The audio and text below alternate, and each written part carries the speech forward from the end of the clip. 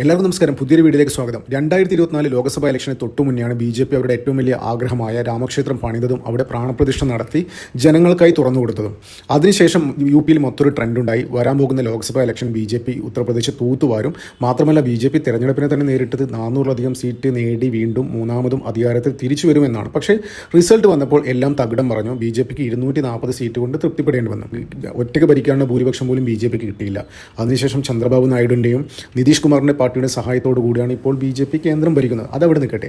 അതിനുശേഷം അതായത് 2024 പാർലമെൻറ്റ് ഇലക്ഷന് ശേഷം BJP ഏറ്റവും കൂടുതൽ നാണം കെടുത്തിയത് ഉത്തർപ്രദേശിലെ മാധ്യമങ്ങളായിരുന്നു. അതായത് അത് അവർക്ക് ഭയങ്കര തിരിച്ചടി നേരിട്ടു. അവർ പ്രതീക്ഷിച്ച പകുതിയിലധികം സീറ്റ് പോലും അവർക്ക് കിട്ടിയില്ല. അതായത് അവർ പ്രതീക്ഷിച്ചത് ഈ രാമക്ഷേത്രത്തിൻ്റെ എഫക്റ്റിൽ BJP തൂത്തുവാരുമെന്നാണ്. അപ്പോൾ അവിടെ ഈ അയോധ്യ ക്ഷേത്രം നിലനിൽക്കുന്ന സ്ഥലമുണ്ടല്ലോ, അത് ഫൈസാബാദ് എന്ന് പറയുന്ന പാർലമെൻറ്റ് കോൺസ്റ്റിറ്റ്യുവൻസിക്ക് അകത്ത് വരുന്നതാണ്. അവിടെ ജയിച്ചത് SP-യുടെ അവധേഷ് പ്രസാദ് എന്ന് പറഞ്ഞൊരു കാൻഡിഡേറ്റ് ആയിരുന്നു. അപ്പോൾ BJP കാൻഡിഡേറ്റിന് BJPക്ക് അവിടെ കനത്ത പരാജയം നേരിട്ടു. അപ്പോൾ ഉത്തർപ്രദേശിലെ മാധ്യമങ്ങൾ ഭയങ്കരമായിട്ട് ചർച്ച ചെയ്തു. അതായത് രാമന് പോലും, അതായത് അവർ പ്രാണപ്രതിഷ്ഠ നടത്തിയ രാമന് പോലും BJPക്ക് വേണ്ട എന്ന രീതിയിലുള്ള വ്യാപക പ്രചരണം ഉത്തർപ്രദേശിൽ എല്ലായിടത്തും അയച്ചുവിട്ടു. അത് ശരിക്കും BJPക്ക് ഒരു നാണക്കേടുണ്ടാക്കി. അതായത് ഈ സനാതന ധർമ്മത്തിൽ വിശ്വസിക്കുന്ന ഹിന്ദുക്കൾക്ക് പോലും ഒരു നാണക്കേടുണ്ടായത്. അതിന് എന്താ പറയുക, അതിന് പകരം വീട്ടാൻ അവർ കാത്തിരിക്കുകയായിരുന്നു.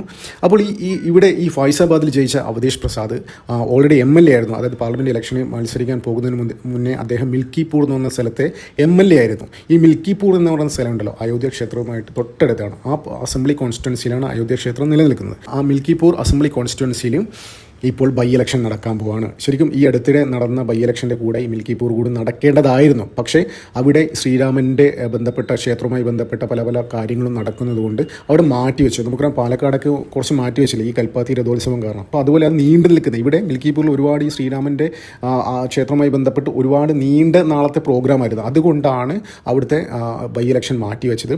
അതിപ്പോൾ ഈ ഡൽഹി ഇലക്ഷനിലൂടെ ഏകദേശം ഫെബ്രുവരി മാർച്ച് മാസം നടക്കാൻ പോകുകയാണ്. അപ്പോൾ അത് രാജ്യം ഉറ്റുനോക്കുന്ന തലത്തിലേക്ക് പോവുകയാണ്. അപ്പോൾ ഇപ്പോൾ ഒരു അവസരം കൈവന്നിരിക്കുകയാണ്. ആ മിൽക്കിപൂർ മണ്ഡലം എന്ത് തന്നെയായാലും തിരിച്ചു പിടിക്കണമെന്ന് യോഗി ആദിത്യനാഥ് കച്ചകെട്ടി ഇറങ്ങിയിരിക്കുകയാണ്. അപ്പോൾ യോഗി ആദിത്യനാഥ് ചെയ്തത് എന്താണെന്ന് വെച്ച് കഴിഞ്ഞാൽ അവിടെ തൻ്റെ മന്ത്രിമാരെ ഓരോ പഞ്ചായത്ത് കേന്ദ്രീകരിച്ച് ഓരോ പഞ്ചായത്തിലും ഓരോ മന്ത്രിമാരെ അപ്പോയിൻറ്റ് ചെയ്ത് എല്ലാം പഠിച്ച് കാര്യങ്ങൾ എക്സിക്യൂട്ട് ചെയ്തുകൊണ്ടിരിക്കുക. ഇദ്ദേഹം നേരിട്ടാണ് കാര്യങ്ങൾ ഓപ്പറേറ്റ് ചെയ്യുന്നത്. യോഗി ആദിത്യനാഥ് ഇപ്പോൾ ഫുൾ ടൈം അവിടെ മിൽക്കിപൂർ എന്ന സ്ഥലത്ത് തമ്പടിച്ചിരിക്കുകയാണ്. ഈ അടുത്ത മാസമാണ് അവിടെ ഇലക്ഷൻ നടക്കുന്നത്. അപ്പോൾ ഈ മണ്ഡലത്തിൻ്റെ ഒരു പ്രത്യേകത എന്താണെന്ന് വെച്ച് കഴിഞ്ഞാൽ അവിടെ 40% മുസ്ലിങ്ങളാണ്. അപ്പോൾ എന്ത് തന്നെയായാലും ഈ മണ്ഡലം പിടിച്ചെടുക്കണം എന്നുള്ളൊരു വാശിയിൽ തന്നെയാണ്. അല്ലെങ്കിൽ അത് 2027 നടക്കാൻ പോകുന്ന ഇലക്ഷൻ അത് ബാധിക്കുമെന്ന് വെച്ചാൽ മാത്രമല്ല, ഇത് വിജയിച്ചു കഴിഞ്ഞാൽ ഒരുപാട് ഗുണങ്ങളുണ്ട് BJPക്ക്. ദേശീയ തലത്തിൽ തന്നെ അത് പ്രചരിപ്പിക്കുക. അതായത് രാമനെ ഞങ്ങൾ വീണ്ടെടുത്തു, ഉത്തർപ്രദേശിൽ രാമനെ വീണ്ടെടുത്തു എന്നുള്ളൊരു പ്രചാരണം BJPക്ക് അഴിച്ചുവിടാം. അല്ലെങ്കിൽ വീണ്ടും രാമൻ BJPയെ കൈവിട്ടു എന്ന തരത്തിലുള്ള പ്രചാരണം അഴിച്ചുവിടുകയും 2024 ഉത്തർപ്രദേശ് അസംബ്ലി ഇലക്ഷൻ അത് വ്യക്തമായി അവർ ഉപയോഗിക്കുകയും ചെയ്യും. അപ്പോൾ അതുമാത്രമല്ല, ഈ ഇലക്ഷൻ ജയിച്ചു കഴിഞ്ഞാൽ BJPക്കുണ്ടാകുന്ന യോഗിക്കുണ്ടാകുന്ന മൈലേജ് എന്താണെന്ന് വെച്ച് കഴിഞ്ഞാൽ അത് ദേശീയ തലത്തിൽ ഒരു ഹിന്ദു ഹൃദയ സാമ്രാട്ട് എന്ന ആ ഒരു അത് അരക്കിട്ട് ഉറപ്പിക്കുന്ന തലത്തിലേക്ക് യോഗി മാറും.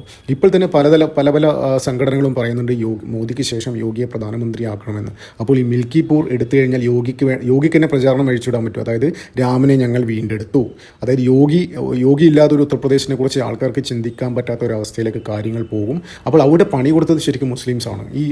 ഈ ഫൈസാബാദ് എന്ന് പറഞ്ഞ സ്ഥലത്ത് കോൺസ്റ്റിറ്റ്യുവൻസി അസംബ്ലി ഇപ്പം ഫൈസാബാദ് എന്ന പാർലമെൻറ്റ് കോൺസ്റ്റിറ്റ്യുവൻസിയിൽ മുസ്ലിം കൂടുതലുള്ള ഒരു സ്ഥലമാണ്. അപ്പോൾ അവർക്ക് കൂടുതലായും വോട്ട് ചെയ്തത് SP-യുടെ കാൻഡിഡേറ്റിനാണ്. അപ്പോൾ ഇപ്പം ഈ ഇലക്ഷൻ നടക്കാൻ പോകുന്ന മിൽക്കിപൂരിൽ 40%-ലധികം മുസ്ലിം വോട്ടുകളുണ്ട്. അപ്പോൾ ഇവരൊക്കെ പറഞ്ഞ് കൺവിൻസ് ചെയ്യിപ്പിച്ച് എന്താ പറയുക, ബാക്കി 60% വരുന്ന ഹിന്ദുക്കളുടെ വോട്ട് ഏകീകരിച്ച് അവിടെ വിജയിക്കാൻ തന്നെയാണ് യോഗി ആദിത്യനാഥിൻ്റെ തീരുമാനം. എന്ത് തന്നെയാലും ഡൽഹി ഇലക്ഷൻ്റെ കൂടെയാണ് ഇവിടെ ബൈ ഇലക്ഷൻ നടക്കുന്നത്. പക്ഷേ രാജ്യത്തിൻ്റെ ശ്രദ്ധ ഫുൾ കോൺസെൻട്രേറ്റ് ചെയ്തിരിക്കുന്നത് ഈ മിൽക്കിപൂർ മണ്ഡലത്തിലാണ്. കേരളത്തിൽ ഇപ്പോൾ അധികം മാധ്യമങ്ങൾ അത് റിപ്പോർട്ട് ചെയ്യുന്നില്ല കേട്ടോ, എന്താണെന്ന് അതിൻ്റെ കാര്യം അറിയില്ല. അപ്പോൾ അവർ കൂടുതലും ഡൽഹി ഇലക്ഷൻ കേന്ദ്രീകരിച്ചാണ് വാർത്ത ചെയ്തിരിക്കുന്നത്. പക്ഷേ ദേശീയ മാധ്യമങ്ങളിലേക്ക് നോക്കുകയാണെങ്കിൽ, ദേശീയ രാഷ്ട്രീയം ശ്രദ്ധിക്കുന്നവർക്കറിയാം, എല്ലാ മാധ്യമങ്ങളും ഇപ്പോൾ കോൺസെൻട്രേറ്റ് ചെയ്തിരിക്കുന്നത് ഈ മിൽക്കിപൂർ മണ്ഡലത്തിലാണ്. അവിടെ ജയിച്ച് രാമനെ വീണ്ടെടുത്തു എന്നൊരു പ്രചരണം BJPക്ക് അഴിച്ചുവിടാം. അത് മോദിക്കും വലിയൊരു ആശ്വാസവും. കാരണം എന്ന് വെച്ച് കഴിഞ്ഞാൽ ഈ മോദിക്ക് വലിയൊരു അടിയായിരുന്നു ഉത്തർപ്രദേശിലെ വൻ പരാജയം, ലോക്സഭാ ഇലക്ഷനിലെ വൻ പരാജയം. യോഗിയേക്കാളും കൂടുതൽ എഫക്റ്റ് ചെയ്തത് മോദിക്കായിരുന്നു. അതായത് രാമക്ഷേത്രത്തിൻ്റെ പ്രാണപ്രതിഷ്ഠ കഴിഞ്ഞു. അപ്പോൾ അങ്ങനെ നല്ല ഹൈപ്പിലേക്കുന്ന സമയമായിരുന്നു. പക്ഷേ എന്നിട്ടും BJPക്ക് പ്രതീക്ഷിച്ച റിസൾട്ട് കിട്ടിയിരുന്നില്ല.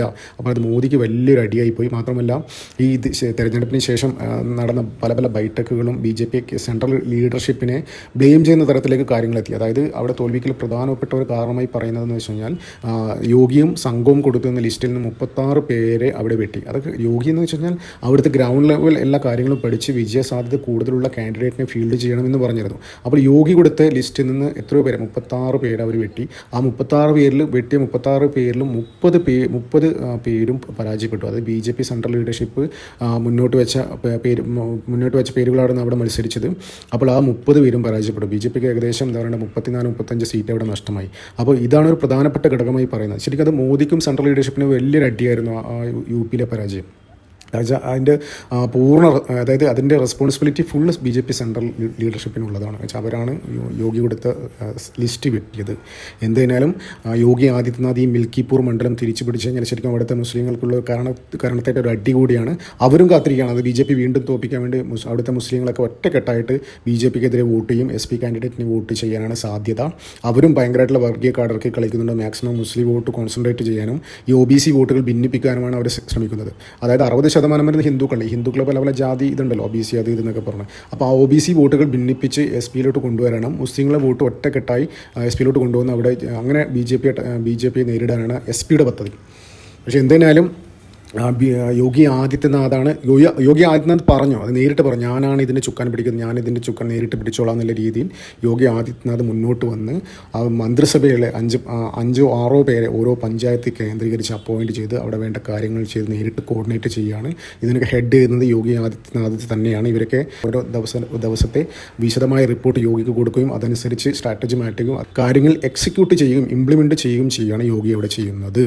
അപ്പോൾ എന്തായാലും ഡൽഹി ഇലക്ഷനെക്കാട്ടും കൂടുതൽ ദേശീയ മാധ്യമങ്ങൾ ശ്രദ്ധിക്കുന്നത് മിൽക്കിപൂറിലേക്കാണ്. കാരണം എന്ന് വെച്ചാൽ അതിന് ഒരുപാട് കാരണങ്ങളുണ്ട്. എന്താണെന്ന് വെച്ച് കഴിഞ്ഞാൽ ഇവിടെ BJP വീണ്ടും തോറ്റു കഴിഞ്ഞാൽ അവരെ അടിക്കാനുള്ളൊരു വലിയ അടി, അതായത് BJP വീണ്ടും രാമൻ കൈവിട്ടു എന്ന തരത്തിൽ അവരെ അപമാനിക്കുന്ന തരത്തിലേക്ക് കാര്യങ്ങൾ റിപ്പോർട്ട് ചെയ്യും ഈ മാധ്യമങ്ങളൊക്കെ. പിന്നെ അത് മാത്രമല്ല 2026-27 UP അസംബ്ലി ഇലക്ഷനിൽ ഇത് വ്യാപക പ്രചരണമാക്കും. അതായത് ഓൾറെഡി പ്രചരണം സ്റ്റാർട്ട് ചെയ്ത് കഴിഞ്ഞു. 2027 UP ഇലക്ഷന് വേണ്ടി SP ഒക്കെ ഓൾറെഡി സ്റ്റാർട്ട് ചെയ്ത് കഴിഞ്ഞു. എങ്ങനെയായാലും ഇത്തവണ ഭരണം പിടിച്ചില്ലെങ്കിൽ പോക്കാണ്. അതായത് ഇനിയും 10 വർഷത്തോളമായി അവർ ഭരണത്തില്ലാതെ 15 വർഷം വീണ്ടും ഒരു 5 വർഷം ഇരിക്കാന്ന് വെച്ചാൽ അവരെ സംബന്ധിച്ചിടത്തോളം ചിന്തിക്കാൻ പറ്റാത്ത കാര്യമാണ്. അപ്പോൾ അവർ അരയും തലയും മുറുക്കി പ്രവർത്തനം തുടങ്ങിക്കഴിഞ്ഞു. അവർ കൂടുതലും കോൺസെൻട്രേറ്റ് ചെയ്തത് ഈ മുസ്ലിം OBC വോട്ടുകളാണ്. അതായത് ഹിന്ദുക്കളിൽ OBCയെ സ്പ്ലിറ്റ് ചെയ്യുക എന്നുള്ള ഒരു സ്ട്രാറ്റജിയാണ് അവർ നടത്തിക്കൊണ്ടിരിക്കുന്നത്. അപ്പോൾ 2027 ഉത്തർപ്രദേശ് ഇലക്ഷൻ എന്തായാലും കടുക്കും. പക്ഷേ ഇവിടെ BJP വിജയിച്ചു കഴിഞ്ഞാൽ BJPക്ക് യോഗിക്കും അതൊരു മുതൽക്കൂട്ടാവും. കാരണം എന്ന് വെച്ച് കഴിഞ്ഞാൽ പിന്നെ ഈ രാമൻ്റെ പേരിൽ BJP അപമാനിക്കുന്നവരെ, അതായത് നാണം കെടുത്തുന്നവരെ ശരിക്കും അവരെ നാക്കടക്കാൻ പറ്റും. അവരുടെ കരണക്കുറ്റിക്ക് നോക്കി ഒരു അടി കൊടുക്കുന്ന തുല്യമാവും മിൽക്കിപൂറിലെ ഇലക്ഷൻ വിജയം. എന്തായാലും നമുക്ക് കാത്തിരിക്കാം. ഇതിൻ്റെ റിസൾട്ട് ശരിക്കും എല്ലാവരും ഇട്ടുനോക്കുകയാണ്. നമുക്ക് കാത്തിരിക്കാം മിൽക്കിപൂറിലെ റിസൾട്ട് എന്താവുന്നുള്ള കാര്യത്തിൽ നമുക്ക് നോക്കാം. നന്ദി, നമസ്കാരം. മറ്റൊരു വീഡിയോ കാണാം.